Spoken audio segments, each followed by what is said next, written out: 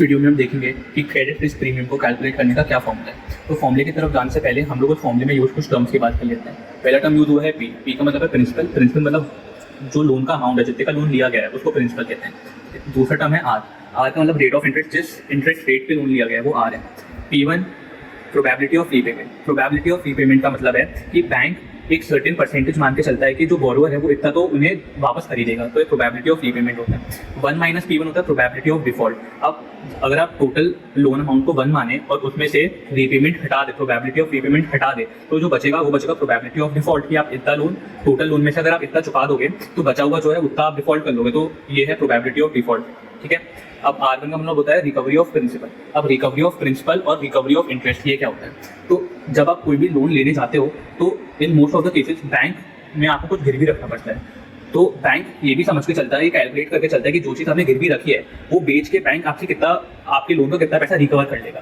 तो recovery rate of principal R1 होता है कि प्रिंसिपल का कितना रिकवर कर लेगा, और रिकवरी रेट ऑफ इंटरेस्ट का मतलब है आप इंटरेस्ट, जो इंटरेस्ट बैंक चार्ज करेगा अगर आप लोन नहीं चुकाओगे तो आपकी गिरवी रखी हुई चीज़ से वो कितना रिकवर कर लेगा अपना ब्याज। ठीक है। ये कुछ बेसिक टर्म्स जो फॉर्मूले में यूज हुए हैं। अब हम लोग फॉर्मूले की तरफ। ये है क्रेडिट रिस्क प्रीमियम कैलकुलेट करने का फॉर्मूला।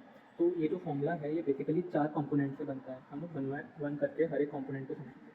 तो पहला है बोरोवर शुड रीपे, मतलब जो बोरोवर को रीपे करना चाहिए। तो बोरोवर को क्या क्या रीपे करना होता है? Principal plus P into R का मतलब होता है इंटरेस्ट। ठीक है। ये इंटरेस्ट का फॉर्मूला होता है। मतलब जैसे कि फॉर एग्जाम्पल आपने 1 लाख रुपये का लोन लिया, मल्टीप्लाइड बाई 10% इंटरेस्ट रेट है, तो 10,000 का आपका इंटरेस्ट हो गया। तो बोरोवर को प्रिंसिपल प्लस इंटरेस्ट वापस करना है। ठीक है। माइनस कर देंगे हम, इसमें से सब्ट्रैक्ट करेंगे जो बोरोवर लाइकली टू रीपे है। ठीक है। मतलब जो बैंक को लगता है कि बोरोवर लौटा देगा। तो P1 हम लोग ने पढ़ा था कि P1 का मतलब होता है प्रोबेबिलिटी ऑफ रीपेमेंट का परसेंटेज। ठीक है। कि बैंक को कितना परसेंट लगता है कि कितना परसेंट प्रिंसिपल और इंटरेस्ट का जो बोरोवर है वो हमें लौटा देगा। ठीक है। तो ये प्रिंसिपल का है और ये इंटरेस्ट का है। ठीक है। अब आपको नहीं लगता कि जो हम लोगों को देना चाहिए था और जो बैंक को लग रहा है हम लोग देंगे, अगर हम बोरोवर हैं, आप अपने आप को बोरोवर समझें, तो इतना आपको देना चाहिए था, इतना आप दोगे, तो जो बचा हुआ डिफरेंस हुआ वो हो गया जो आप डिफॉल्ट करोगे, है ना। तो अगर आप ये माइनस ये करते हैं तो इसका मतलब इससे निकलेगा हमारा डिफॉल्ट रेट, जो हम डिफॉल्ट करेंगे। ठीक है। अब इसमें क्या जोड़ना है, अब क्या हम लोग इसमें प्लस करेंगे जो बैंक लाइकली टू रिकवर है, मतलब बैंक इतना अमाउंट आपने जो गिरवी रखा है उसे रिकवर कर लेगा। ठीक है। तो 1 माइनस P1 हम लोग ने पढ़ा था। 1 माइनस P1 का मतलब प्रोबेबिलिटी ऑफ डिफॉल्ट। ठीक है। तो probability of default into principal into R1 का रिकवरी रेट जो है प्रिंसिपल का। ठीक है।